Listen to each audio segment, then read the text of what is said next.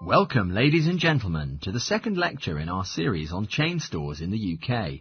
Today, I'll be focusing on a very successful global petrol company called Telsa, paying particular attention to their expansion and future development.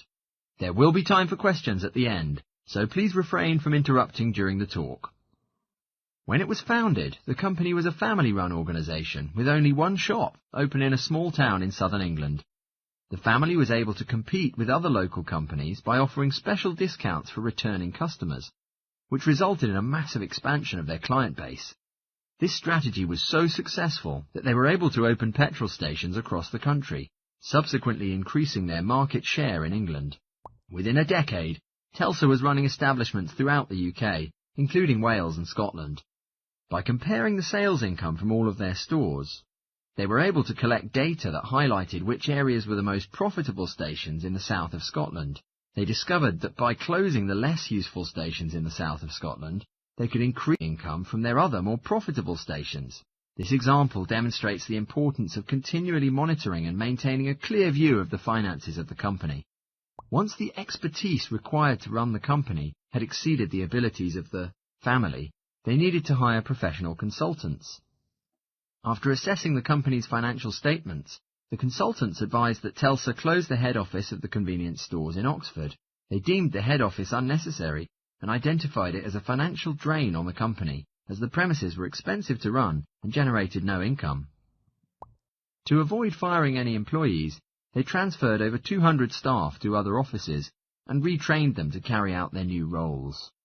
Now that Telsa had conquered the petrol market in the UK, they were able to branch out into other niche areas that offered prospects for profits.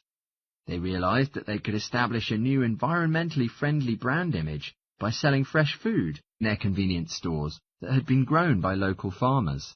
This strategy would not only broaden the scope of the company, but also help to strengthen its relationships with local communities.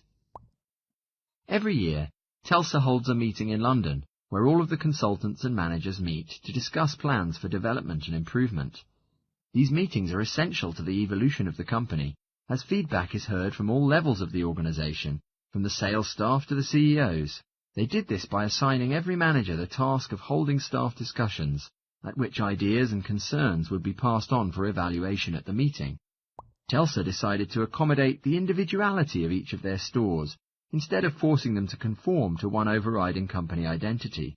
They realized that by increasing the flexibility of the profit-making strategies of each of the retail stores, they subsequently became more commercially successful. The level of staff satisfaction also doubled as a result. Individuals felt they were not being constrained to one way of thinking.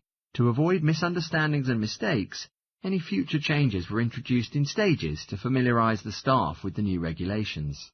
Now, it's time to conclude the lecture for today. So I will leave you with some food for thought before you go. To run a successful business, one cannot underestimate the importance of maintaining open-mindedness when deciding on strategies for expansion. Sometimes it's necessary to employ an independent consultant who can offer an objective and unbiased view on the running of your company.